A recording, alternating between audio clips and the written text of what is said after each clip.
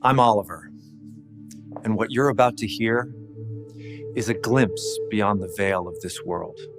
For years, I've listened to those who died and came back transformed.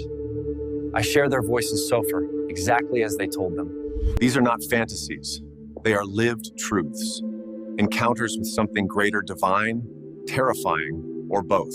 Prepare your soul, because once you've seen what lies beyond death, life is never the same. If you're ready to walk this journey with me, subscribe to the channel and turn on the notifications.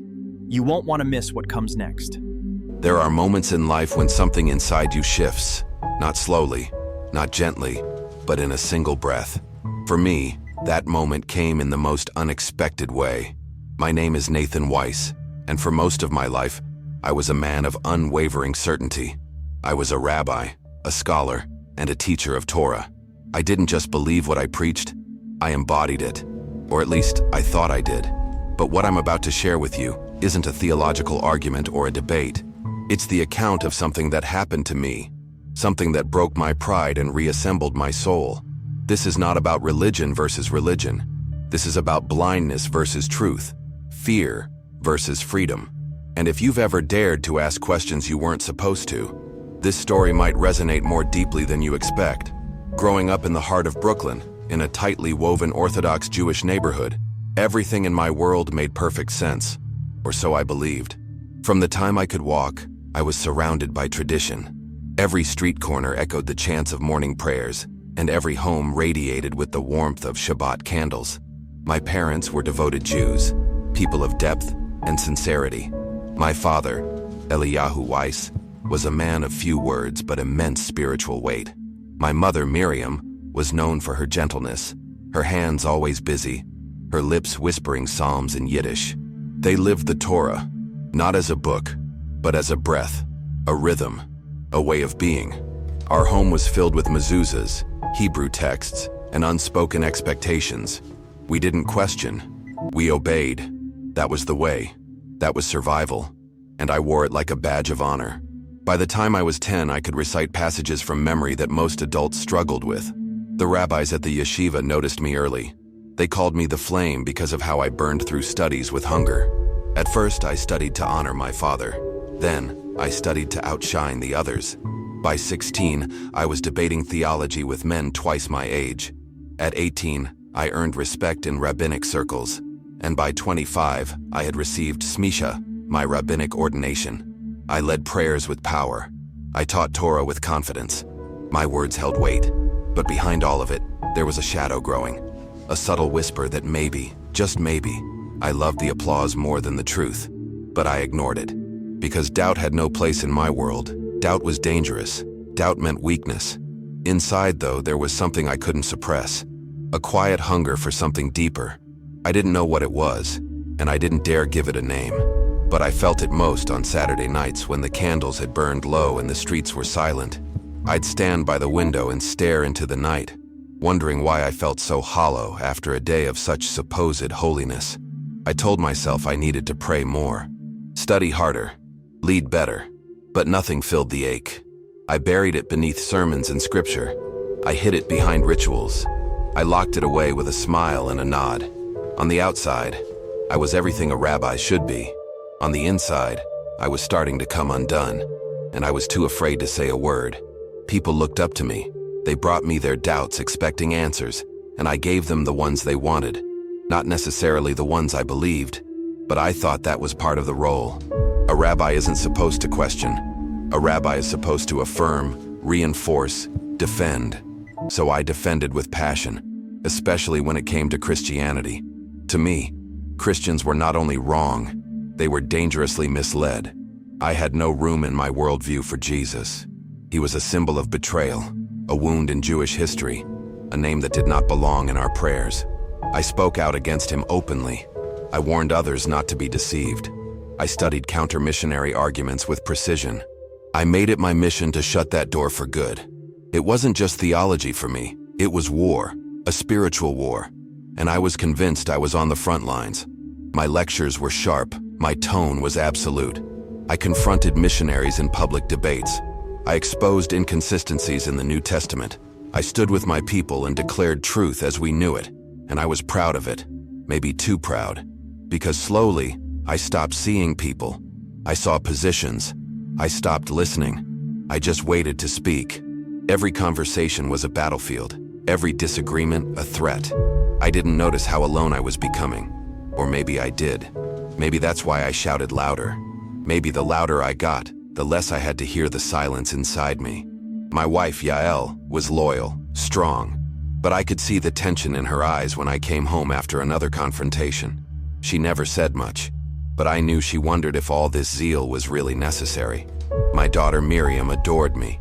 She believed everything I said. But my son Daniel, he was different. He asked questions I didn't want to hear. He challenged things I thought were sacred, and it infuriated me.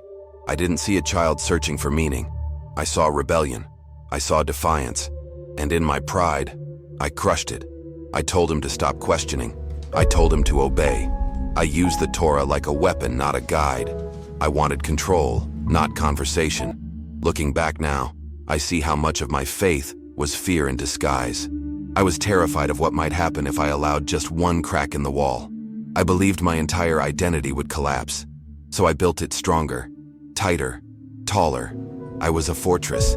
But the higher the wall, the darker it got inside. And eventually, the cracks came anyway. Not from outside attacks, from within. From moments too honest to ignore. From questions too persistent to silence. From a son too brave to stop asking. And from a God I didn't yet know was whispering all along. There's something that happens when your identity is built entirely on being right. You become incapable of admitting when you're wrong. That was my reality. Every fiber of my being had been trained to defend, to justify, to rationalize.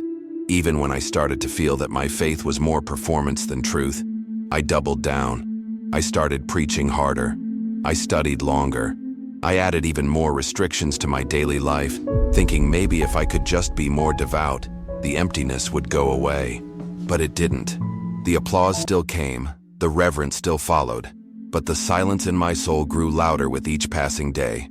It was like being inside a grand synagogue, surrounded by people, and still feeling completely alone. It was around this time that Daniel, my son, began pushing back more directly. He didn't argue to provoke. He argued because he was searching, but I didn't see it. I saw danger. His questions about God's nature, about grace, about purpose, they felt like threats. I told him to stop reading outside texts. I warned him that the world was trying to steal his soul.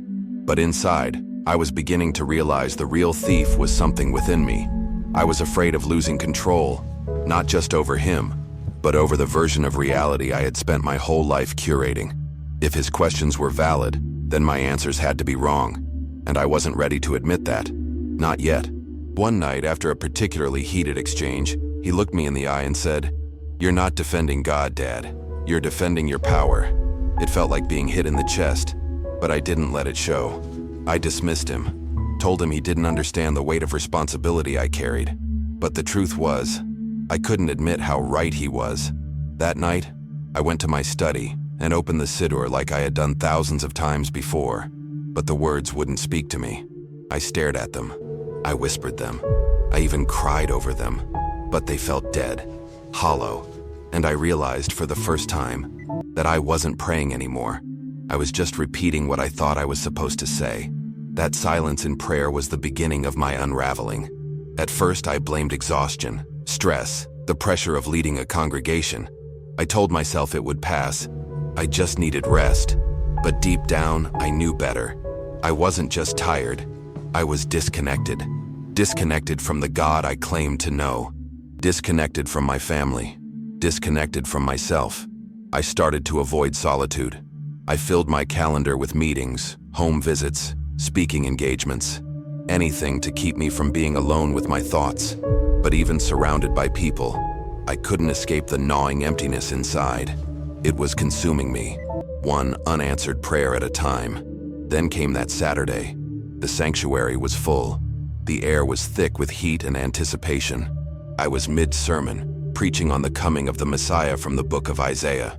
The words flowed from my mouth like always, sharp, memorized, convincing. But as I looked out at the congregation, something cracked. It was like the air left my lungs. My vision blurred. My chest tightened. I tried to push through it, to finish the thought, but the words wouldn't come. Everything went black. The next thing I remember was the wail of sirens and the trembling hand of my wife gripping mine in the back of an ambulance. I didn't know it then, but my life as I knew it had ended. In the hospital, time became a blur. I drifted in and out of consciousness. I remember seeing a paramedic with a cross around his neck. Even in that moment, part of me wanted to argue, wanted to explain why he was wrong, but I couldn't speak. I couldn't even breathe. My body was in agony, but the real pain wasn't physical. It was something deeper, more primal, like something sacred inside me was being torn open. I didn't have words for it yet, but I knew. I was being exposed. Every belief, every defense, every wall was being stripped away. I wasn't Rabbi Weiss in that ambulance. I was just Nathan, scared, fragile, human. They rushed me into surgery. I remember Yael's eyes locked on mine, terrified but strong. She told me she loved me. I wanted to say it back, but the anesthesia had already started to pull me under. As I slipped into unconsciousness, I wasn't afraid of death. I was afraid of what might be waiting on the other side. What if the God I'd spent my life talking about wasn't the one I'd actually known? What if I had missed something essential? I remember darkness, but not the kind that frightens. It was heavy, but not empty. There was something, no, someone, there. And then, everything changed. It didn't begin with light, it began with judgment. I was in a room, not a dream, not a metaphor, a real place. White walls, silence so intense it felt physical. And I wasn't alone. There were figures seated across from me, people I recognized. My old yeshiva teacher, a congregant I had rebuked, my son, even a Christian pastor I had once mocked. None of them spoke at first. They just looked at me, not with anger, with grief. That was worse. Their eyes said everything their mouths didn't. You missed it, they seemed to say. You missed what mattered most. And I broke, not outwardly, inwardly. Everything I thought I knew began to crumble. Then he came in. I didn't need an introduction. I knew who he was before he spoke. Jesus, the name I had rejected, the person I had ridiculed. And yet, his presence was not accusing. It was tender, firm, but kind. He didn't condemn me. He simply said my name, Nathan, just that. And I wept.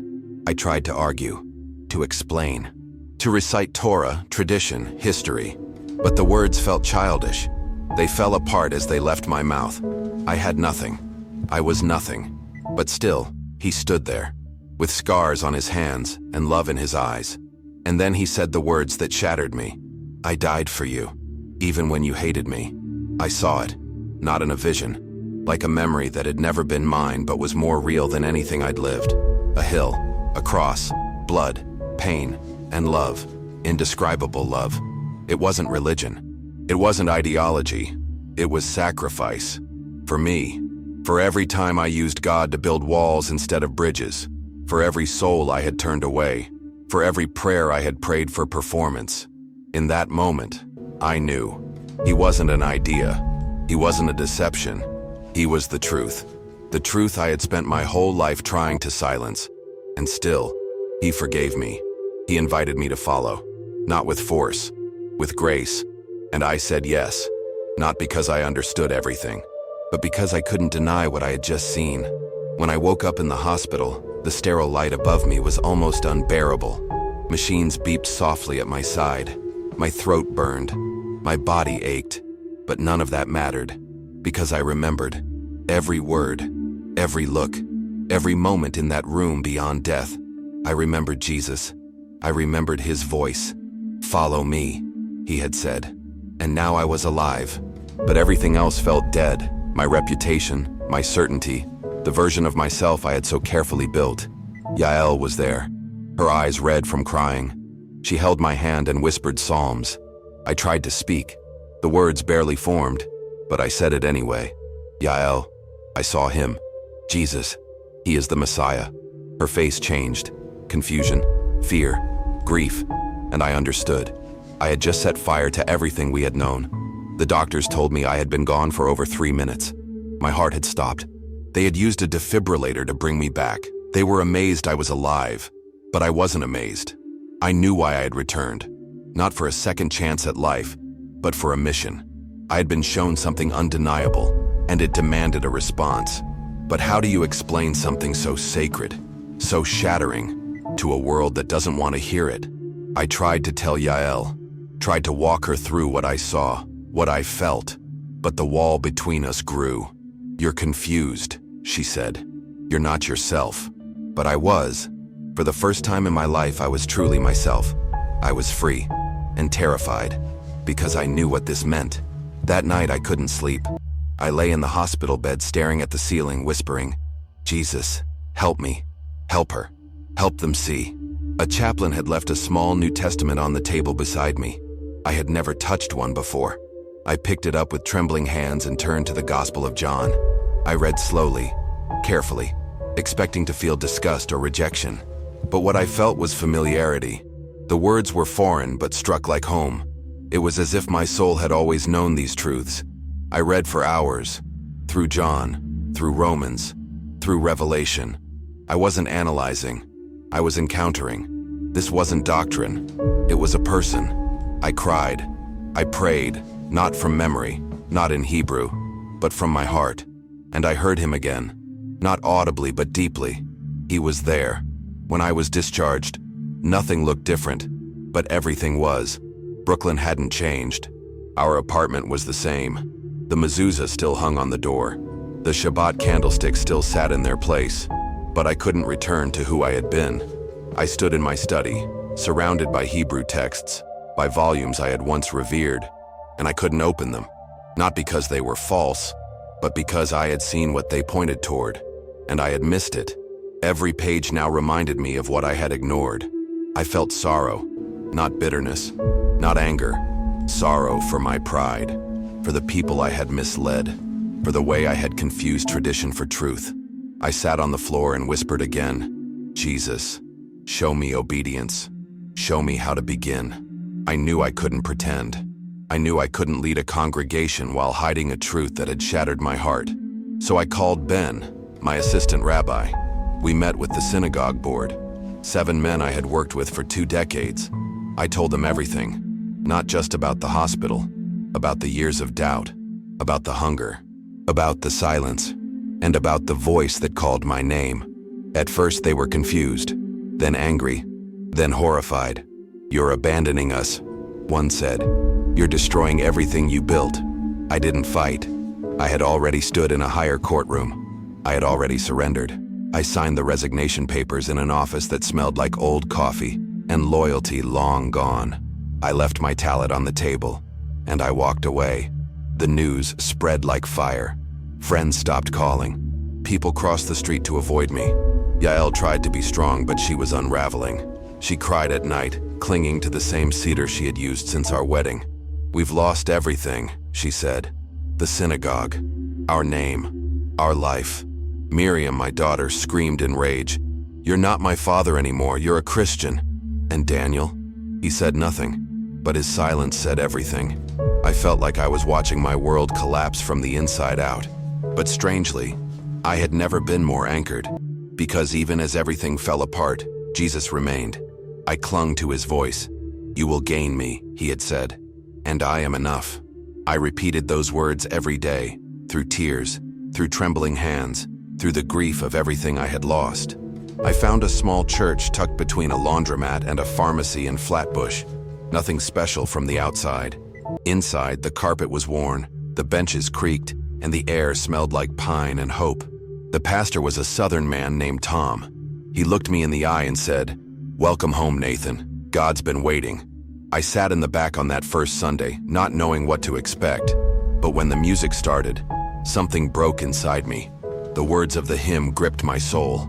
"Then sings my soul, my Savior God, to thee." I trembled. I sobbed. I had sung thousands of songs in Hebrew, but I had never felt this.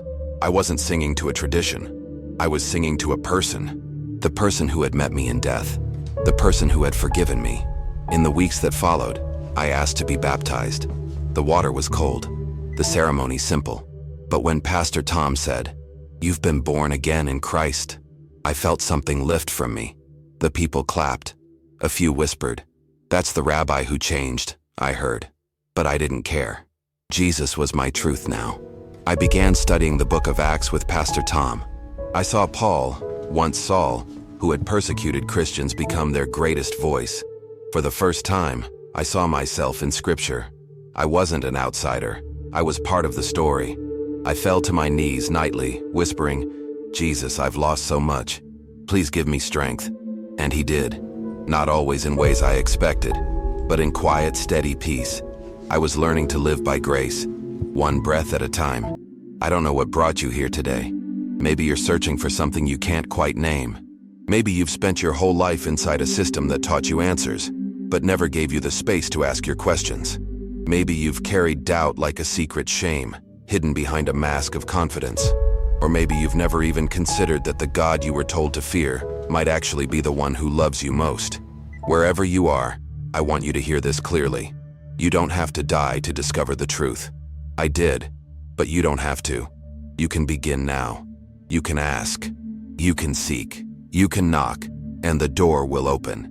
If you've felt a stirring in your heart while listening to this story, I want to tell you, it's not just emotion. It's not coincidence. It's Jesus. He's calling you, just like he called me. You don't need all the answers. You don't need perfect theology. You don't need to fix yourself before you come to him. He takes you as you are, and he loves you too much to leave you there. He will transform you. He will walk with you. He will give you peace that the world can't counterfeit. But you have to take the step. You have to open the door. You have to say yes, even if your voice shakes, even if your world doesn't understand. So here's what I invite you to do right now. Subscribe to this channel. Not for me, but for you. For the truth. For the chance to hear more stories that speak to your soul. Don't walk away from this moment. Don't push it down and pretend it didn't move you. If you felt something shift, follow it. If you're ready, whisper his name right now. Say, "Jesus, show me who you are." That's it. That's where it begins. And if you've already given your life to him, then share this video. There are people in your life, friends, family, even strangers, who need to hear what you just heard. Be the voice that tells them they're not too far gone, that Jesus still finds people like me, and people like you. I'm not here to impress you. I'm not here to argue theology. I'm here to be honest. I'm here because once I was blind and now I see. I'm here because Jesus met me in the middle of my pride, my fear, my tradition, and he didn't reject me. He embraced me. If he did that for me, he can do that for you. I want this space to be more than just a channel. I want it to be a family, a place where the broken are welcomed, where the curious are safe, where the searching find answers. That's why I tell my story. Not because it's extraordinary, but because it's real. And someone out there needed to hear it today.